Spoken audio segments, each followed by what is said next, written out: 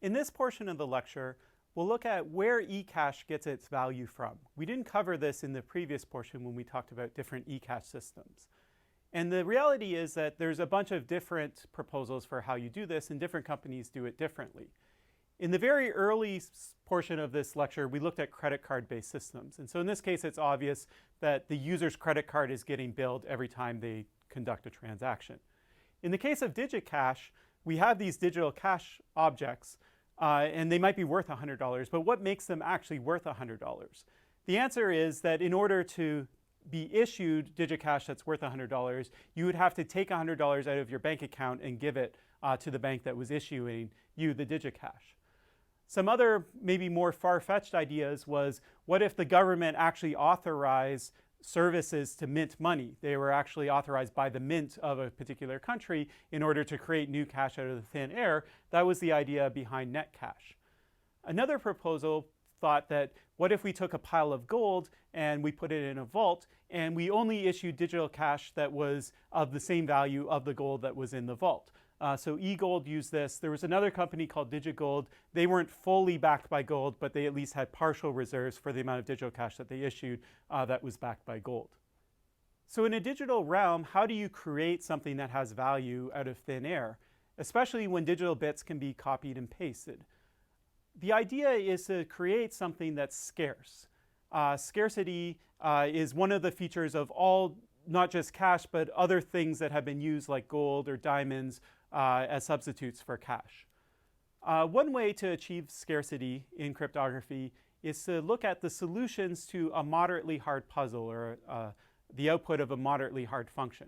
So a moderately hard function is a function that takes some amount of time, computational resources, maybe memory, in order to compute the output of.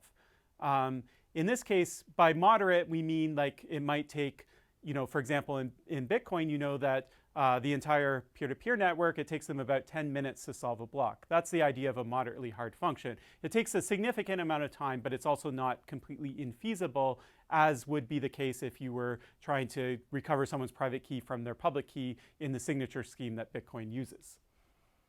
So the idea of applying moderately hard puzzles to solving cache-like systems, cache-like problems, was first proposed by Dwork and Naor, and they looked at email spam. And so their idea was, what if every time you spend an email, you would have to compute the solution to some moderately hard puzzle? For the average user, it wouldn't be that much of a barrier to sending emails because you're not sending emails very frequently. But if you're a spammer and you're trying to send out thousands or millions of emails all at once, then that cost would become prohibitive once you multiply it by the 1,000 or 100 or million emails that you're trying to send. This idea was later actually implemented and sort of independently discovered by Adam Back in a proposal called Hashcash. Now, proof of work or moderately hard puzzles, they also can be used just to slow things down. So if you have some function and you want to delay the amount of time that it takes, think about the creation of blocks in the blockchain in Bitcoin, you can also apply it to this problem as well. So Hashcash, as mentioned, was proposed by Back in '97, and it was the same idea, which is that if you're an emailer, or you can think of it as a more general, at a general level, if you are the consumer of some resource, then in order to consume that resource or send an email, you would have to generate the solution to one of these moderately hard puzzles, or they're also known as proof of work protocols. So the specific puzzle that Hashcash uses, which will look familiar to you having looked at Bitcoin, is what happens is you're given a hash function and you're given some string. And we'll talk about what's in this string. But the idea is you have a nonce value and you can choose any value you want. So the easiest thing would be to set it equal to 0, like a counter, and then step through. And so what you would do is you would hash this string together with your chosen nonce, say 0, and you would look at the output. Now the output will be random looking, and just by chance, it will have a certain number of leading zeros. Maybe it has none. The output happens to start with a 1. Maybe you get 2 or 3 leading zeros. And the idea is that you would change this nonce value and you would keep computing this hash until you happen to find some nonce value that satisfies an output where there's m leading zeros, where m could be a number like 20 or 40. Now, what's inside the string that you're hashing? that ties it back into the email system that we're trying to do. So the first thing is there's some name that describes the service that you're going to use this hash cache to spend on. And what this does is it just means that this cache can only be spent consuming that service. Okay, so if you generate OneCoin, you can't use it to both send email and download a file with it. Another thing is validity period. So Hashcash has the problem of double spending like all eCash systems, and it solves it the same way as everyone else does, which is the person that's receiving the Hashcash, they just keep a list of all the Hashcash they've seen, and they check it to see if someone spends it twice. Okay? Now this list would get really long over time, and so if you put a validity period into the Hashcash, say that Hashcash lasts 3 months, then your list, you can at least shorten it. As soon as Hashcash that you've seen that expired a month ago, you can purge it from your list and you can end up with a shorter list.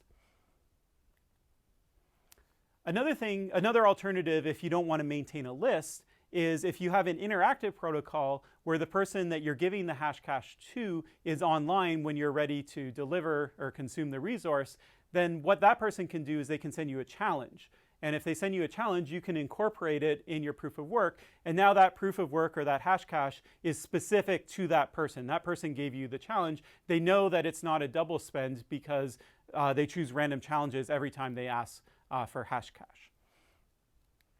The final alternative is if you are not in the interactive setting, if you're just generating Hashcash yourself, it could be that a spammer still is able to send 1 million emails just by spending a really long time computing Hashcash for all the emails that they want to spend.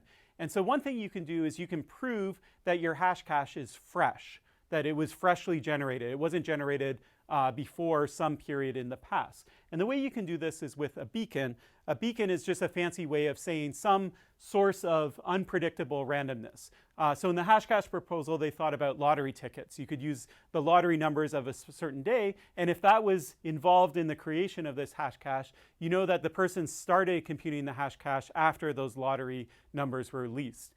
You could also use stock market prices, or you could use the cover of the Times of London because no one could predict what the story would be on a particular day, at least not before, say, a day before that newspaper was published. Now, you might recognize a beacon from Bitcoin because in Bitcoin, what Satoshi did is in the very first block, the Genesis block, he incorporated a newspaper article that proved that he didn't start working on the blockchain until after the date that that newspaper was published. Okay, so this could prevent some sort of far-fetched attack, but maybe where he pre-computed a huge blockchain, and then as other people came into the Bitcoin network and started competing with him to solving blocks, if someone else solved a block, he could just drop 2 or 3 blocks because he had this long pre-computed chain. Okay, so he proved that he didn't actually do this attack by incorporating a beacon into the Genesis block. Let's compare and contrast Hashcash with Bitcoin. Now, the problem with Hashcash is that the granularity of the proof of work or moderately hard puzzle is very coarse. Essentially, all you can do is you can increase the number of zeros that are required at the output of the hash function, or you can decrease them. What this effectively does is double how hard the problem is, or you can scale it back and halve the problem as well. So we know from Bitcoin that the blockchain, you want to solve blocks on average, the whole network wants to solve them in about a 10-minute interval. So let's say that for some reason the network got really fast and they started solving blocks on average in 8 minutes instead of 10 minutes. And so you want to make the problem a little more hard. Now, if Bitcoin used Hashcash's proof of work, then they could only double it. So it would go from 8 minutes to 16 minutes, and then that's way too long. And so what we want is a finer grain precision where we can make it harder so that something that's taking 8 minutes can take exactly 10 minutes. So Satoshi observed that there's a way of thinking about the Hashcash proposal for proof of work that's equivalent but looks at it slightly different.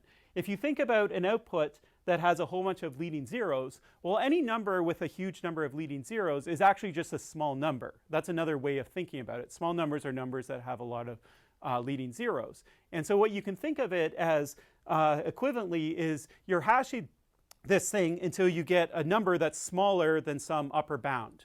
Okay? And in Hashcash, because they're selecting bits, that upper bound has to be a perfect power of 2, but there's no reason that it has to be a perfect power of 2. It could be any number that you want. You can just pick a number and say, keep hashing until it's less than this number. And so with that tweak, Satoshi proposed that that number just be any integer. It's called the target. And the proof of work that Bitcoin uses is very similar to Hashcash, but with this twist that you're trying to generate a number, an output of your hash that's less than this particular number. Now, another proposal for how to mint coins using proof of work comes from Rivest and Shamir in '97. These are the R and the S in the RSA crypto system, respectively. And they observed that with Hashcash style minting, what happens is when you solve, say you create one coin, if you want to solve the proof of work to create a second coin, a third coin, it takes you the same amount of work every time you want to do it. Now, for Rivest and Shamir, unlike a Hashcash where users themselves are generating their own Hashcash, Rivest and Shamir were interested in what if a government decided that they wanted to mint money instead. And if you think about how anti-counterfeiting works just in, say, paper currency, in order to counterfeit a bill, there's a huge initial cost. You have to acquire all the equipment to mimic the security features that are on the bills. But once you have all that equipment, then you can print, it doesn't matter if you print one bill or you print 100 bills, your costs go down. So it has a huge fixed overhead cost, but it has a low marginal cost. And so they were interested in whether you could do a proof of work scheme that would mimic these properties, where it would cost a real lot to mint that first coin, but once you had the computational abilities to mint that first coin, then minting a second, third, and fourth coin became a lot cheaper. And so they had a proposal. It was also based on hash functions. In this case, it was based on finding collisions as opposed to pre-images. We won't go through the details of their scheme, but it was interesting at a high level, the problem that they were trying to solve. Another extension of Hashcash comes from Hal Finney. And what Hal didn't like about Hashcash is that once you create a unit of Hashcash, you spend some computational resources creating it, you spend it, but then you have to retire that coin to prevent double spending. You have to check that that coin doesn't get spent again. There's no way that once you mint a piece of Hashcash, it can be passed around from person to person. So he thought, well, what if I set up a server, and every time you spend a Hashcash, a piece of Hashcash, you can send it to the server, and the server will sort of refresh that coin. It won't refresh it by computing a new proof of work. It will just refresh it because you trust the server to only refresh coins that it receives and not create new coins out of thin air. And then to provide a layer of security, what he did is he based this server using a trusted platform module, or a TPM, which is a little chip where you can create programs, and you can actually remotely over the internet check and see that that computer is running exactly the program that was specified.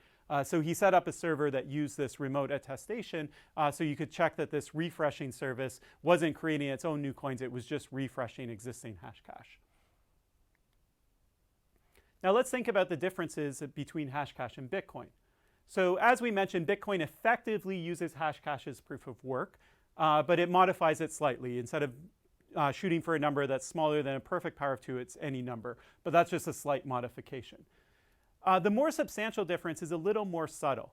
In Bitcoin, the proof of work is being used for a different purpose than minting coins. You're not solving the proof of work in order to mint coins. Now you might be saying, wait a minute, that's not right. We have these miners, and miners, we call them miners because they're minting new coins, and all miners do is solve proof of work, right? So obviously the proof of work is being solved in order to mine new coins or mint new coins. However, there's a subtle distinction here that needs to be made. The best way to think about this is maybe think about what happens to Bitcoin after all 21 million Bitcoins are created. What happens is the miners, the so-called miners, they continue solving the proof of work even though they're not getting any new money. Okay? So they're not actually solving the proof of work to generate new money. They're doing something else to solve the proof of work. Specifically, what they're doing is they're solving the proof of work to add blocks to the blockchain. Okay? Now, the mechanism for minting new coins piggybacks on that system, where if you create a new block, we'll also insert new coins into that block, at least for a certain time period that Bitcoin runs over. But it's not the idea of Hashcash where any individual can fire up their computer and directly mint coins by solving a proof of work system.